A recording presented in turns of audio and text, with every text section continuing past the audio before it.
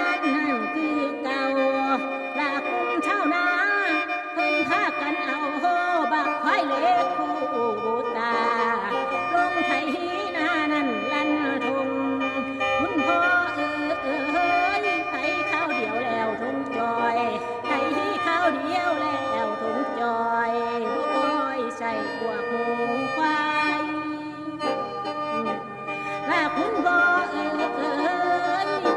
ลาพ่อพากันเกี่ยวเข้านั่นเอารถเกี่ยวเข้าลงแลนเนาะข้าวเดียวแล้วเอาไปขาย